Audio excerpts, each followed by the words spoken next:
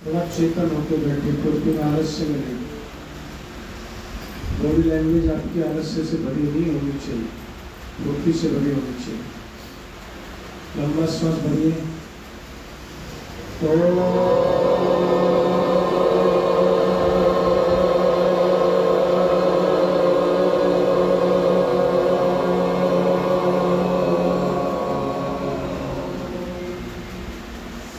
एक बार पुनः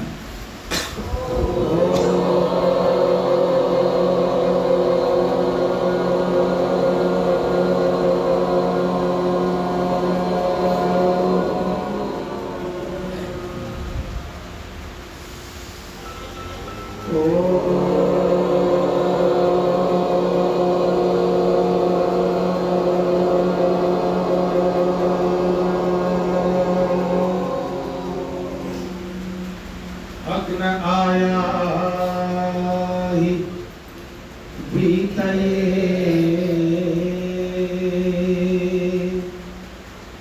गृणानो हप्यदातये निहोता सत्सिवर्षि मेरी जिंदगी की नौका की पतवार है, मेरी जिंदगी की नौका की पतवार है। हे प्रभु बस तू ही अब मेरा प्यार है। हे प्रभु बस तू ही अब मेरा प्यार है। तू है सच्चा सखा, सच्चा साथी मेरा।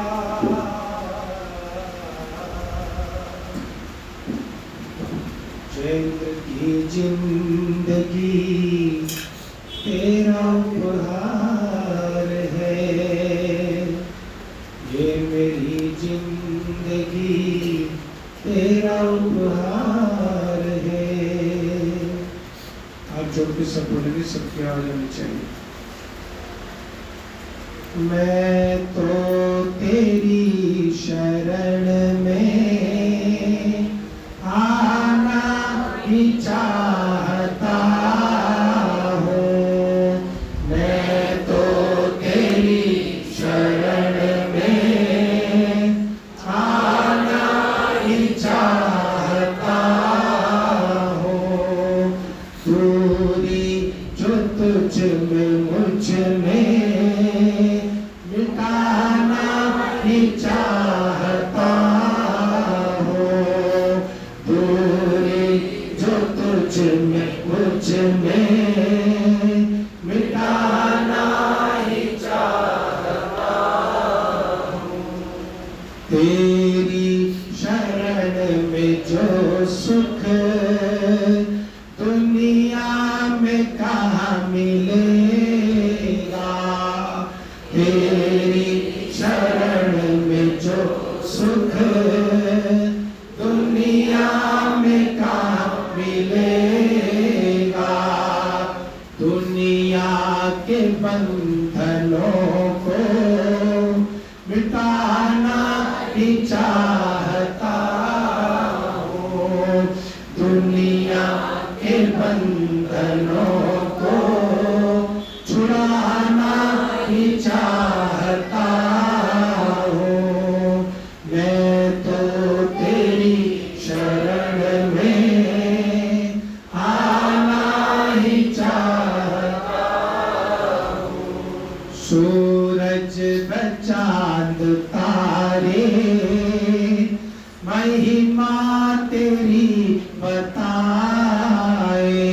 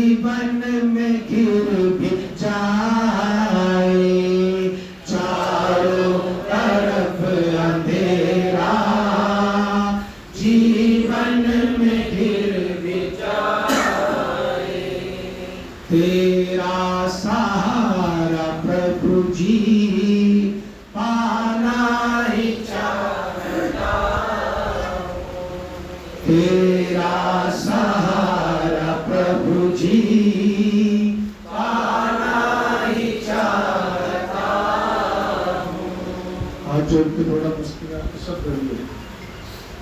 बाधा बहुत जगत में, सुख चैन तो मिला ना।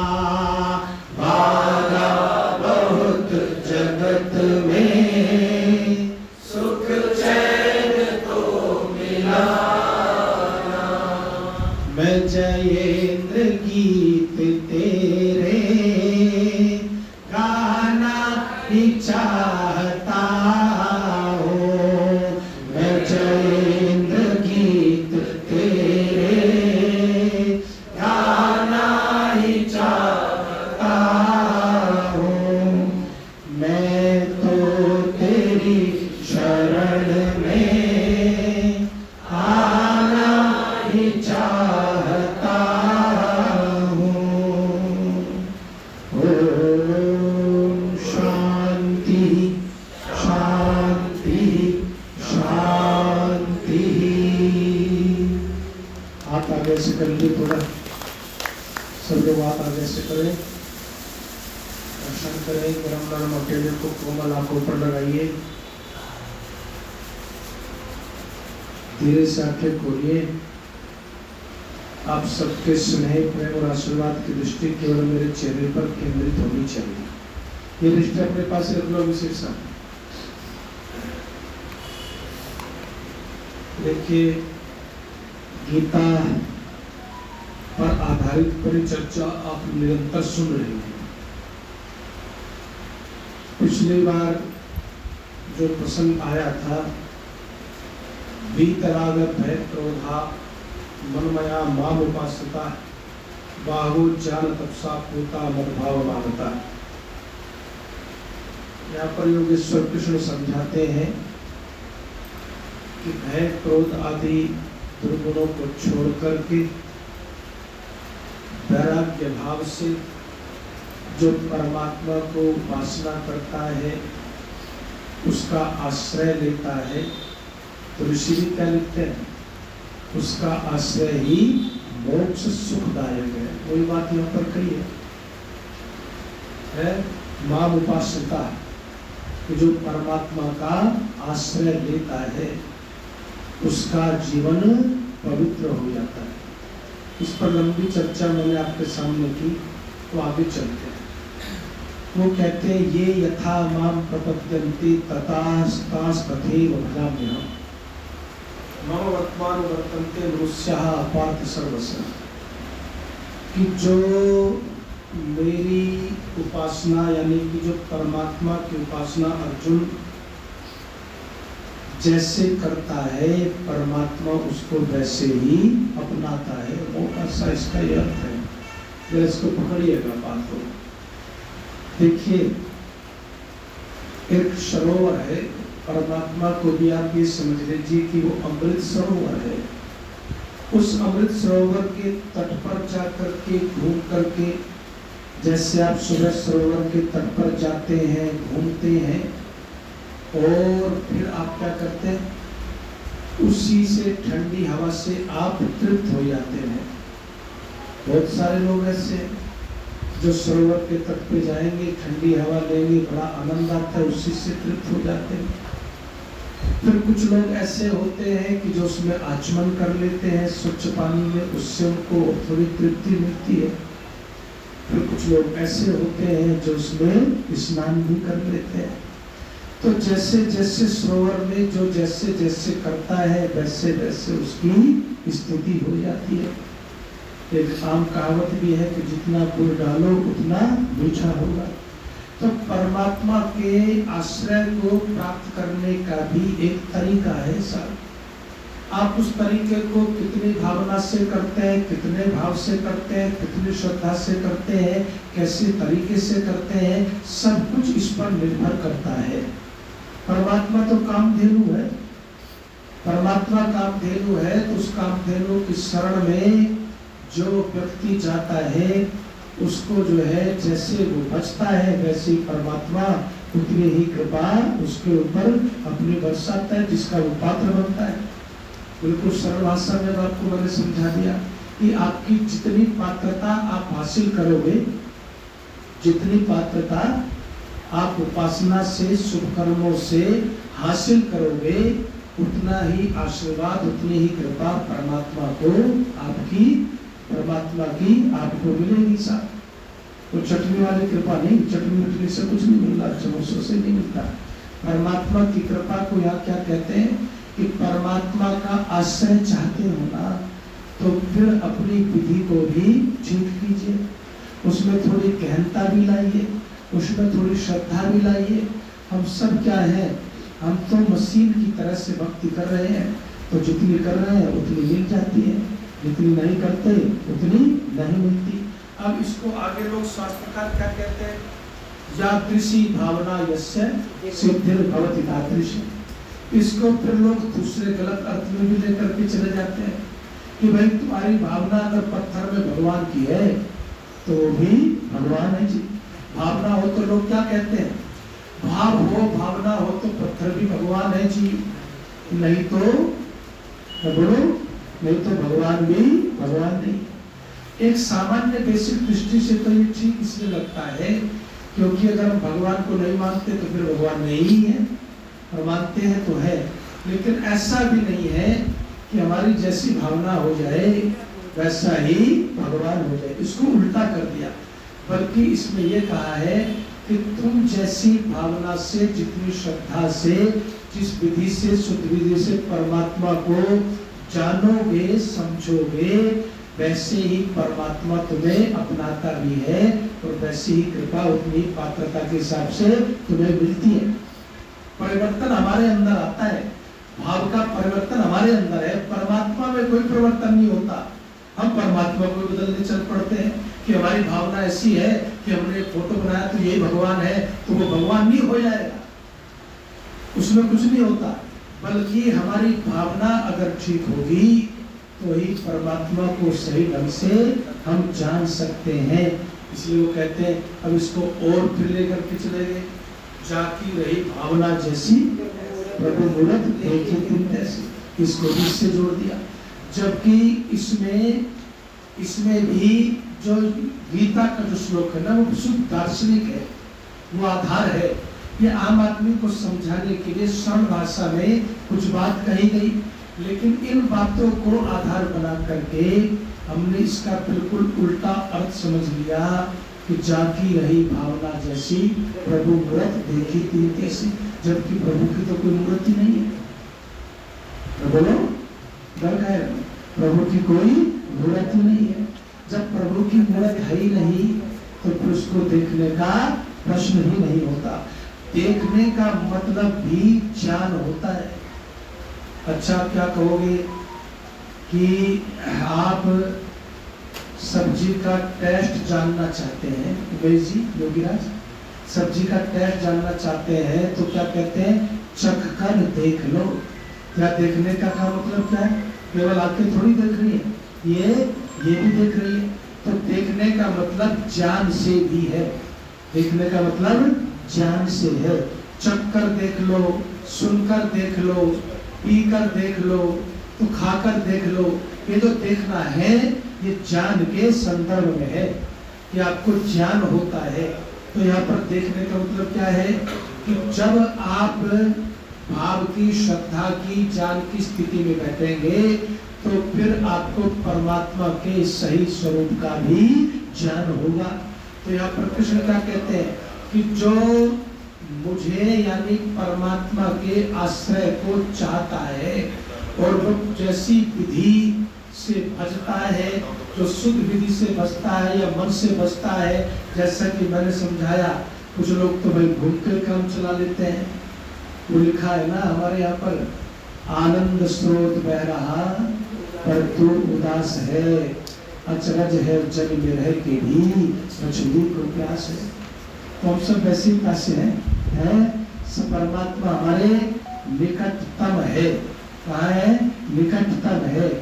और कई बार तो जो है ऋषिदान के सामने भी ये प्रश्न उठा गया, हमारे यहाँ पर शास्त्रार्थ भी प्रश्न उठा कि भाई कि न जो है परमात्मा तो केवल भाव में है, परमात्मा तो केवल भाव में है। चलो मैं ये भी मान लेता हूँ, लेकिन उस भाव के साथ शर्त है कि वो भाव केवल सत्यनिष्ठ से परिपूर्ण होना चाहिए। उस भाव में केवल सत्य हो तो उस सत्य भाव में परमात्मा मिलेगा। बिना भाव के नहीं मिलता है। तो भी मैं भी मानता हूँ, आप भी मानते हैं। लेकिन आप जो ये कहते हैं कि परमात्मा जो भाव में सत्य आपके पास में दिया ना काष्ठेन मृण्मयेन है, तस्मात् भावो ही कारणम, कि भाव ही कारण है। लेकिन यहाँ पर ऋषि क्या कहते हैं कि परमात्मा शुद्ध स्वरूप है। उस शुद्ध स्वरूप को पाने के लिए तुम्हारा भाव भी बोलो शुद्ध स्वरूप सत्य होना चाहिए। भाव अगर शुद्ध है तो उसको भाव मान करके बैठे रहो, उससे कुछ नहीं होगा। कोई अगर ये कहे कि गाय का घी घी नहीं, गाय का घी गोबर है, तो गोबर हो जाएगा क्या? कोई अगर ये कहे गाय का गोबर घी है तो घी हो जाएगा क्या? आपको घी में घी की भावना के साथ उसका सेवन करोगे। अगर उसमें क्या कहते हैं जरा सुन लो, इससे सरल मुझे लगता है कोई आपको समझा पाएगा इस विषय को। और ये विषय इतना आसान नहीं है, जटिल है, लेकिन इसको मैं थोड़ी मेहनत करके आपके सामने लाऊं। तो वहां पर क्या कहते हैं कि यदि आप घी का सेवन भी विपरीत परिस्थितियों के साथ करेंगे, बुखार में करेंगे, बीमारी में करेंगे, अज्ञानता से करेंगे और मन से नहीं करेंगे। अच्छा एक बात बताइए, पूरियां तो दुर्योधन ने बनाई थी कि नहीं बनाई थी? बनाई थी नहीं कृष्ण के लिए, पकवान बनाए और क्या कहा कि आप इन पकवानों को खाइए। तो योगेश्वर कृष्ण ने क्या कहा, क्योंकि तेरा भाव अशुद्ध है। आदमी दो स्थितियों में खाता है, या तो खिलाने वाला बड़े प्यार से श्रद्धा से आदर से खिला रहा, या आदमी भूख से मारा जा रहा। भूख से मारा जाता है तो फिर कोई धर्म नहीं देखता। भूख से मैं मर नहीं रहा और आदर तेरे अंदर है नहीं, तो मैं तेरे यहाँ भोजन नहीं करूंगा। वो दिल मिलाया भी, अरे मेरा अपमान कर दिया आपने, मैंने इतनी तैयारी की है और कहा जा करके भोजन कर लिया है। विदुर कुटी पर जाइए आप बिजनौर में, तो वहां पर आज भी वो साग वो थोड़ी होगा, चुबा के रख दिया कि वही साग है जी। और उस समय साग के उस समय तो पेड़ भी चले गए, लेकिन एक प्रतीकात्मक बनाया हुआ है कि साग खा लिया विदुर के घर में, केले के छिलके खा लिए विदुर के घर में। क्यों? क्योंकि उसमें शुद्ध भावना थी, शुद्ध प्रेम था। तो भाव आपका शुद्ध हो। ये सारे जितने अंधविश्वासी हैं इस भाव के नाम पर सारा पाखंड फैलाते हैं। अरे भाव शुद्ध हो, या तो श्रद्धा की भी क्या बात कही ऋषियों ने? ऋषियों ने कहा है श्रद्धा वो होती है सत्यम धीयते यस्याम सा श्रद्धा, जिसमें सत्य हो उसी को श्रद्धा कहते हैं। नहीं तो अंधश्रद्धा होती है, श्रद्धा बोलो नहीं होती। और इसमें अंधश्रद्धा वाले कितने हैं? अंधश्रद्धा वालों की तो भैया फौज है इस देश में, है अंधश्रद्धा वालों की फौज है। ऐसे ऐसे कांड होते हैं धर्म के नाम पर, ऐसे ऐसे बात होती है परमात्मा के नाम पर कि पूछिए मत साहब। और जानते हैं कितनी बार तो परमात्मा के ही दरबार में धक्का मुक्की से लाखों लोग चले गए, लेकिन लोग मानते नहीं है। हमारे जो अमिताभ बच्चन जी है, अपनी बहू को लाने के लिए फिर भी झगड़ा चलता रहता है। अरे झगड़ना तो इंसान के स्वभाव में है, ये मांगलिक है, दुनिया भर में इसमें धक्के खाए। जब ऐसे आदमी ऐसे पाखंड फैलाते हैं तो आम आदमी जो मध्यम वर्गीय है, देखिए दो ही जगह गलत बात होती है। नीचे वाले को तो कुछ है नहीं, और ऊपर वाला जो है उसने पाखंड फैला दिया, और बीच वाला डुगडुगे बजाय घूमता है बिना मतलब की। विंध्येश्वरी देवी, आपको आश्चर्य होगा, ये राज्यसभा में बैठे हैं सारे ऐसे लोग इस देश के, और इस देश के सत्ताओं में बैठे हैं। जब भाषे पाखंड फैलता है तो नीचे उसका बहुत दुर्गति होती है प्रदेश की। 6 भैंसे कटवाई इसने, और कैसी भैंसे? मुर्रा नस्ल की भैंसे जो 15-15, 20-20 किलो दूध देती थी। पंडित के कहने से बलि चढ़वा दीजिए कामाख्या देवी में 6 भैंसों की। तो ऐसे लोग जो है इतना अंधविश्वास फैलाते हैं, ये भाव नहीं है। ऋषिदान क्या कहते हैं? ऋषि कहते हैं कि परमात्मा के आश्रय को पाना है तो परमात्मा को जान करके सत्यनिष्ठ भाव से उसको पा सकते, उसके बिना बोलो नहीं पा सकते। इसलिए कहते हैं ये यथा माम प्रपद्यन्ते, कि भाई जो जैसी भक्ति से, जितनी गहरी भक्ति से, जितने शुद्धता से, जितने पवित्रता से, जितने ज्ञान से, जितने मनोभाव से बचता है, उतना ही उतना वो मिलता जाता है। सब ये इसका मतलब है।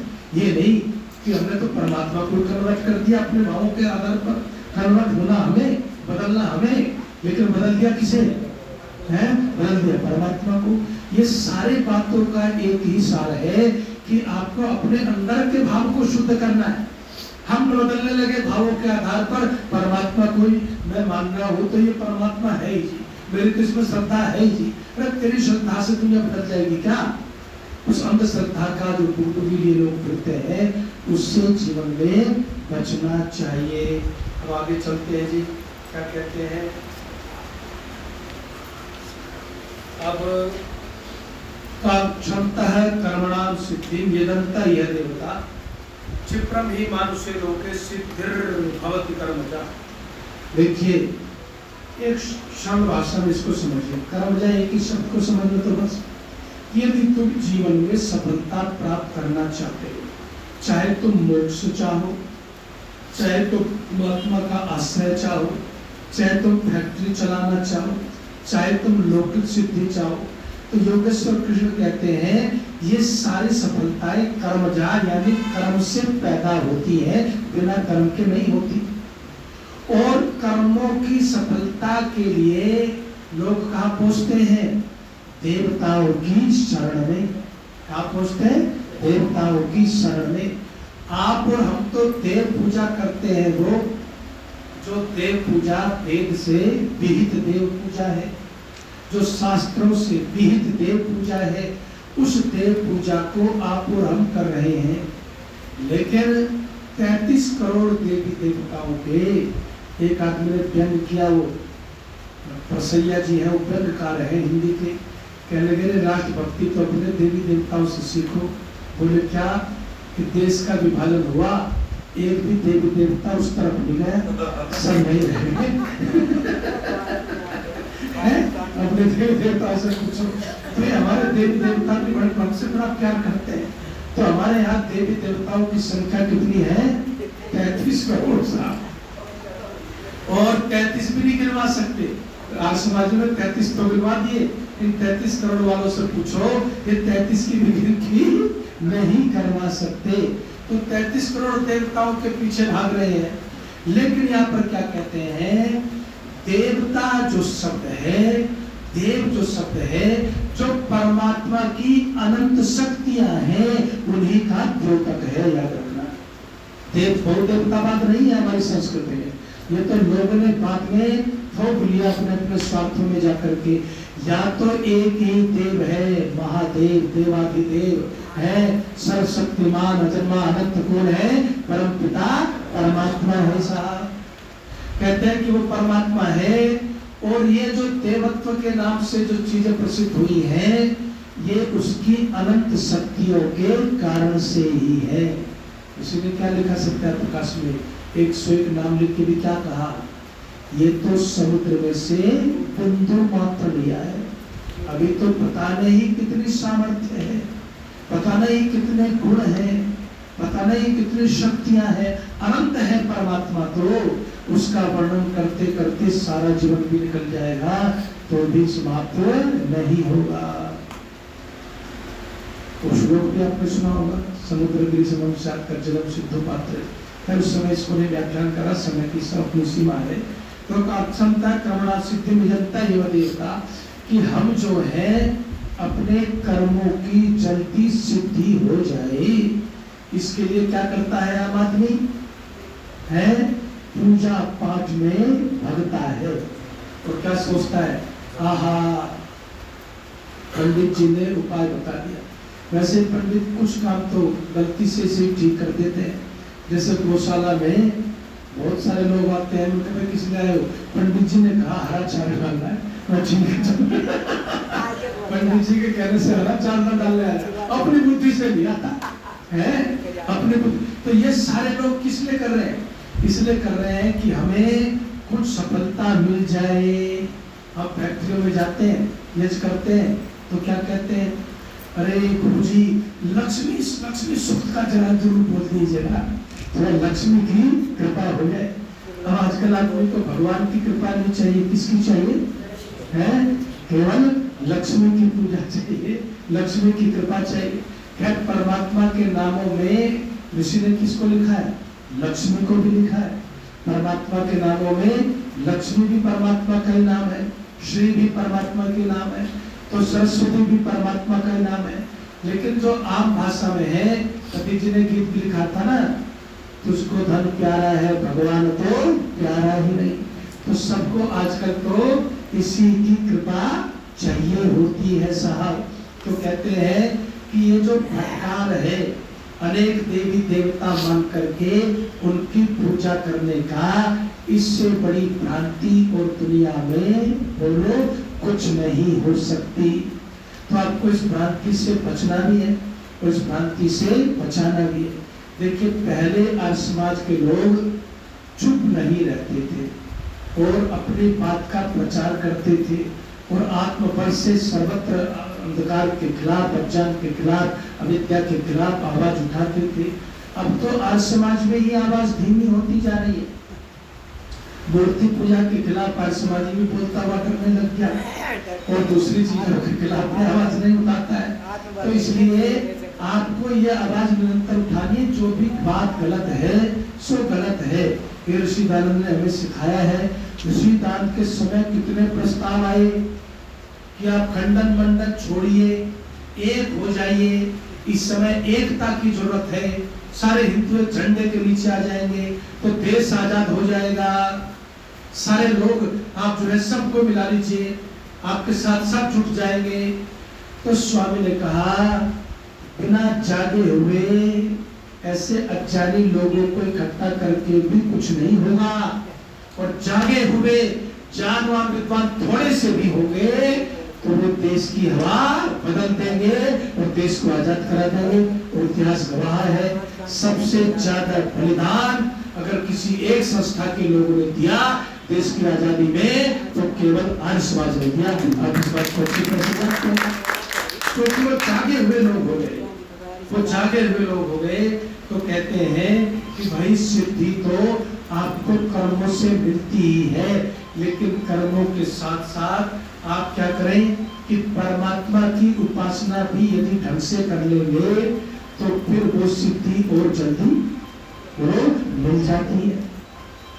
मैं अपनी तरफ से थोड़ी कह रहा हूं। प्रार्थना के 3 उपायों में ऋषि ने क्या लिखा है?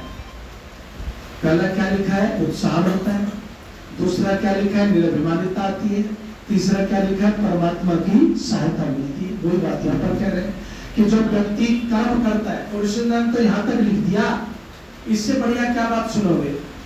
ऋषि दानंद ने तो ये लिखा कि कर्म करो फिर प्रार्थना करो। क्या करो? कर्म करो फिर प्रार्थना करो, तो तुम्हारी प्रार्थना तब सफल होगी, उससे पहले सफल नहीं होती। इसका मतलब जो है आलसी है, प्रमादी है, पुरुषार्थहीन है, निठल्ला है, निकम्मा है, उसकी प्रार्थना भगवान भी वो नहीं सुनते। तो ये दोनों बातें यहाँ पर इसी रूप में रखी गई है इस श्लोक में। अब आगे चलते हैं साथ, थोड़ा सा ध्यान से सुनिए, आनंद लीजिएगा। चातुर्वण्यम मया सृष्टम गुण कर्म विभागशः तस्य कर्तारम विद्या कर्तारमप्ययम्। बस पहली लाइन पे फोकस करो कि परमात्मा ने घोषणा की है कि परमात्मा ने चारों वर्णों को बनाया है। किसको बनाया? चारों वर्णों को। 4 वर्णों के नाम बोल दो। ब्राह्मण, क्षत्रिय, वैश्य और शूद्र, चारों वर्णों को बनाया साहब। अब इस वर्ण व्यवस्था पर आज की परिस्थितियों में बड़े ही कटाक्ष हैं। क्या है? बड़े ही कटाक्ष हैं साहब। और लोग ये कहते हैं कि मनु ने और इस वर्ण व्यवस्था ने देश को पीछे धकेला। अब जरा मैं आपको बहुत थोड़ा सा गहराई में ले जाऊंगा, आपके सब प्रश्नों को निर्मूल कर दूंगा। आज थोड़ा सा ध्यान से सुनना। अब ये आरोप लगता है और सामान्य दृष्टि से जब तक इस बात को गहराई से न समझाया जाए ये आरोप ठीक भी दिखाई पड़ता है। क्यों?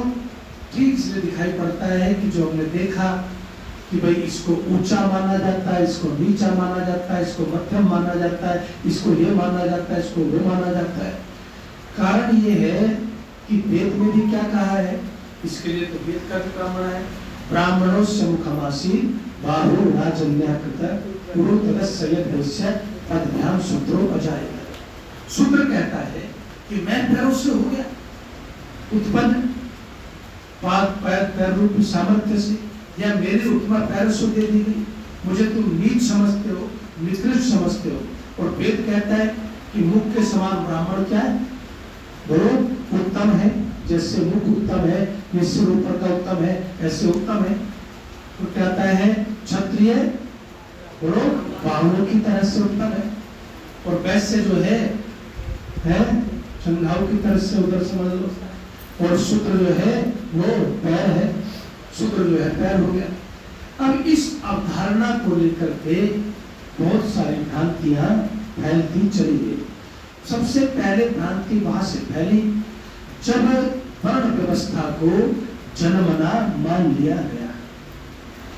सबसे पहली भ्रांति वहां से फैली जब ब्राह्मण के पुत्र ने ये कहा कि मैं तो ब्राह्मण ही हूँ। एक बात तो पहले इसके मूल की बात समझिए, फिर उसको खोले कि जो सृष्टि में जो बनी है वो तीन गुण कौन से हैं जी? ब्राह्मण में से कोई बोले? सत्य, रज और तम। इसका मतलब हमारे शरीर में ये तीनों गुण कमोबेश है ही है कि नहीं है? हमारे अंदर सत्व भी है, हमारे अंदर रज भी है, और हमारे अंदर बोलो तम भी है। ये तीनों गुण हमारे शरीर में, सबके शरीर में है। चाहे कोई ब्राह्मण हो, चाहे कोई क्षत्रिय हो, चाहे कोई वैश्य हो, और चाहे कोई शूद्र हो, सबके जीवन में ये तीनों के तीनों गुण हैं। इन गुणों से ही हमारे शरीर का जो है, इस संसार का, सृष्टि का बोलो निर्माण होता है। अब ये चीज जो है आगे कैसे बढ़ी? अब इसमें कहते हैं कि जो ब्राह्मण होता है, ब्राह्मण जो है वो कोई परमात्मा ने बनाया नहीं। ब्राह्मण आपको यहाँ पर खुद बनना पड़ता है। दिक्कत क्या हो गई कि एक बार अगर कोई ब्राह्मण किसी ने अपने आप को बना दिया और फिर उसके घर में कोई पैदा हो गया, तो फिर हम ये मानते हैं कि ये वर्ण व्यवस्था परमात्मा ने बनाई है। ये बड़ी गलती कर दी। ये हमारे पंडित लोगों ने बहुत भयंकर गलती की इसमें कि उन्होंने घोषणा की वेद के आधार पर कि वर्ण व्यवस्था, गीता के आधार पर कि वर्ण व्यवस्था तो परमात्मा ने बना दी। परमात्मा ने वर्ण व्यवस्था का स्वरूप बनाया, लेकिन उस वर्ण व्यवस्था में वर्ण चुनने का अधिकार बोलो आपको दिया। परमात्मा ने उसको वर्ण व्यवस्था का स्वरूप निर्धारित कह सकते हो कि वेद के आधार पर ब्राह्मण, क्षत्रिय, वैश्य, लेकिन ब्राह्मण कौन बनेगा ये निर्धारित परमात्मा ने नहीं किया। ये निर्धारित परमात्मा ने नहीं किया, ये निर्धारित इंसान स्वयं अपने गुणों से और कर्मों से करता है। जब आपके पास खुला कंपटीशन है, खुला रास्ता है, तो फिर इसमें बुराई कहां से हो गई है बताइए मुझे? फिर इसमें बुराई कहां से हो गई? खुला रास्ता है आपके पास। जैसे कि आप एग्जाम में सीबीएसई की बैठते हैं, गरीब बैठे, अमीर बैठे, जो बैठे, अभी तो कितनी बार आप पढ़ते हैं कि झुग्गी की जो लड़की भी जो है आईएएस बन गई साहब, टॉपर बन गई साहब। तो आपके लिए खुला रास्ता है, खुला मार्ग है। आप टॉपर बने या फेलियर बने, उसमें कहाँ कोई दो राय रह गई है, आप कहाँ आगे पीछे हो गए। ठीक इसी तरह से वर्ण में ये निर्धारित जरूर किया गया कि ये आदमी ये कहलाएगा, लेकिन ये आदमी कौन होगा उसकी शक्ति उसके हाथ में दे रखी है। इसलिए वर्ण व्यवस्था जो है वो जन्मना नहीं होती। अब क्या कहते हैं कैसे होती, फिर उसको सुन लीजिए कि जो व्यक्ति साधना से, सात्विकता से, तीन गुणों में से सत्य गुण का अपने जीवन में बाहुल्य कर लेता है, उसको प्रबल कर लेता है। उस शास्त्रों की परिभाषा नहीं बता रहा मैं आपको कि भाई वो दान लेगा, पढ़ेगा, उसको भी छोड़िए, वो आप सुनते रहते हैं। मैं तो आपको मूल चीज समझा रहा हूँ जो श्लोक में है, गुण कर्म विभाग सब है कि गुणों के कारण से, कर्म के कारण से। अब जो है ये गुण कैसे, गुण कौन से हैं? गुण ये नहीं है जो तुम आप बातें करते हो, क्रोध भय आदि की बात नहीं कर रहा वैसे में।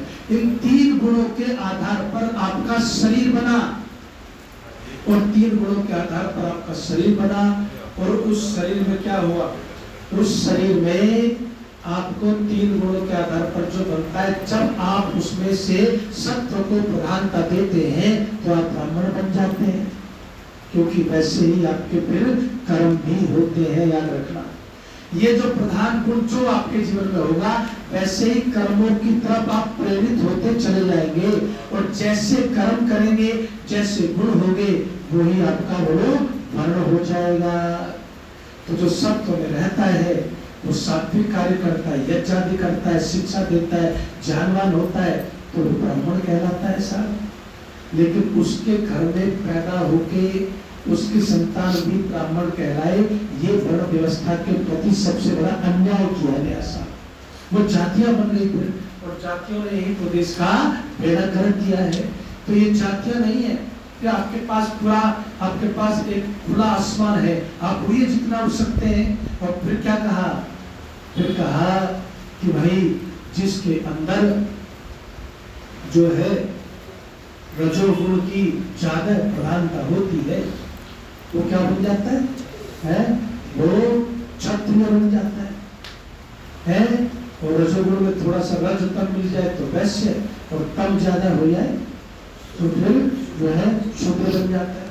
वो शूद्र भी, जरा महाभारत को सुनो क्या कहते हैं, न विशेषतोस्ति वर्णा नाम सर्वम ब्रह्ममिदं जगत ब्रह्मणा पुरुषिष्टम ही कर्मणि वृणतामृतम। कहते हैं कि वर्णों के कारण से भी है, वर्णों, महाभारत शांति पर्व का श्लोक है ये, कि वर्णों के कारण से भी कोई ऊंचा या नीचा नहीं होता। न विशेष तो उसकी वर्णना, ये नहीं है कि ब्राह्मण ऊंचा है या शूद्र नीचा है, केवल वह अपने अपने कार्यों से जाना जाता है, उसका वर्ण निर्धारित हुआ है। लेकिन ऐसा नहीं कि ब्राह्मण ऊंचा है या नीचा है। क्यों कहते हैं कोई ऊंचा नीचा नहीं?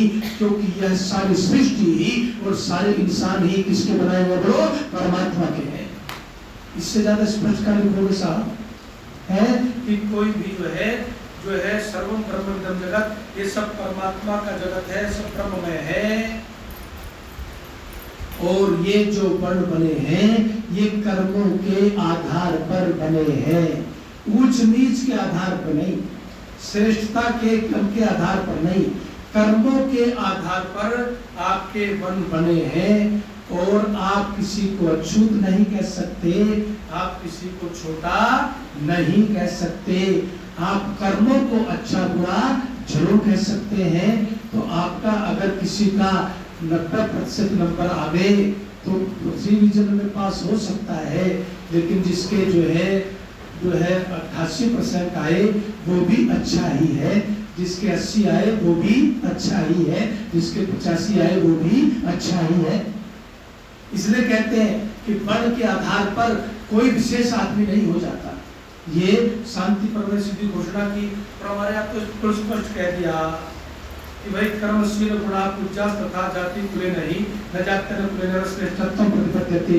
जाति से कोई श्रेष्ठ नहीं, कुल से कोई श्रेष्ठ नहीं, बड़े आदमी के यहाँ पैदा होने से कोई श्रेष्ठ नहीं। यहाँ पर तो बिल्कुल स्पष्ट क्या कहते हैं, शुक्र नीति में आचार्य क्या कहता है, शुक्र नीति में कहता है कि श्रेष्ठ तो केवल व्यक्ति अपने कर्मों की श्रेष्ठता को सिद्ध कर सकता है, शरीर से सब लोग बराबर है सब। और क्या चाहिए आपको सुना, लेकिन फिर भी लोगों की समझ में नहीं आता।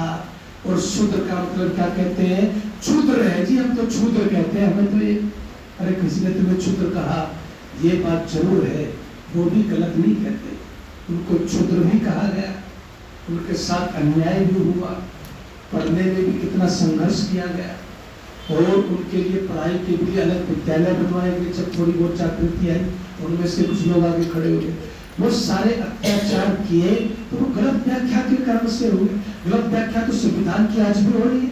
आप कहते हो कि वर्ण व्यवस्था संविधान विरोधी है, हम कहते हैं हमें बताओ शास्त्रार्थ करो संविधान विरोधी कैसे है। बताओ ये संविधान विरोधी कैसे हो गए भाई? संविधान विरोधी नहीं बल्कि संविधान की विध पूरक है। हम भी संविधान को मानते हैं, आप भी संविधान को मानते हैं, लेकिन जो वैदिक सिद्धांत है वो मुझे लगता है कभी किसी सत्य सिद्धांत के विपरीत हो ही नहीं सकते। और इसलिए अभी सुन लो आप कैसे कैसे व्याख्या होती है। अभी परसों एक न्यूज क्लिक का पत्रकार छूटा और सुप्रीम कोर्ट ने कहा कि 2 घंटे के अंदर इसको घर छोड़कर के आइए इज्जत से। क्यों? कहा कि आप जिस पर मर्जी आपके पार्टी के खिलाफ लिख दिया तो आप उस पर सीधे राष्ट्रद्रोह का मुकदमा लगा देंगे। ये आपको किसी ने अधिकार दिया मनमानी व्याख्या करने का? तो इसका मतलब क्या संविधान गलत हो गया? संविधान अपनी जगह ठीक है। अब पीएमएलए पर भी सुप्रीम कोर्ट ने व्याख्या दे दी कि लगा तो था उनके लिए जो आतंकवादी गतिविधियों में इधर उधर हो, और इसको अपने उसमें यूज करना शुरू कर दिया। आप कोर्ट से परमिशन लीजिए। तो सब चीजों की व्याख्या आप कैसे करते हैं सब उस पर डिपेंड करता है भाई। लोगों ने गलत व्याख्या की और व्यवस्था को गलत रूप से व्याख्यायित किया, उसके दुष्परिणाम निकले। संविधान को भी गलत व्याख्या करोगे दुष्परिणाम निकल जाएंगे। और न्यूज क्लिक वाले पत्रकार वो सबको इज्जत से छोड़ा गया, इसलिए कहा गया कि भाई ये कानून पर लागू ही नहीं होता। तो ये चीजें तो चलती हैं, आपको ये देखना है कि सही क्या है और गलत क्या है। योग कृष्ण ने यहाँ समझा दिया कि गुण और कर्म से वर्ण व्यवस्था को वर्ण को चुनने का अधिकार आपका अपना है। उस वर्ण की व्यवस्था ये है कि उसमें आप इस गुण को लेकर चलेंगे तो आप इस वर्ण को चुन लेंगे, आप इस वर्ण को चुन लेंगे, आप इस वर्ण को चुन लेंगे। कोई कभी भी अपने आचरण से, जैसे विश्वामित्र ब्रह्मर्षि कहलाए उस समय भी, क्यों कहलाए ब्रह्मर्षि? क्षत्रिय थे, राजर्षि कहते थे लोग उनको। उन्होंने सर्वस्व त्याग कर दिया, साधना के लिए ब्रह्मर्षि हो गए। तो आप कभी भी अपने स्वरूप को बदल सकते हैं। तो इसलिए शास्त्र की दृष्टि से तो बहुत ही खुली बात है और खुली किताब है, इसको समझने की ढंग से आवश्यकता है। ये शब्दों के साथ समय की मर्यादा का ध्यान रखते हुए वाणी को राम और शांति शांति।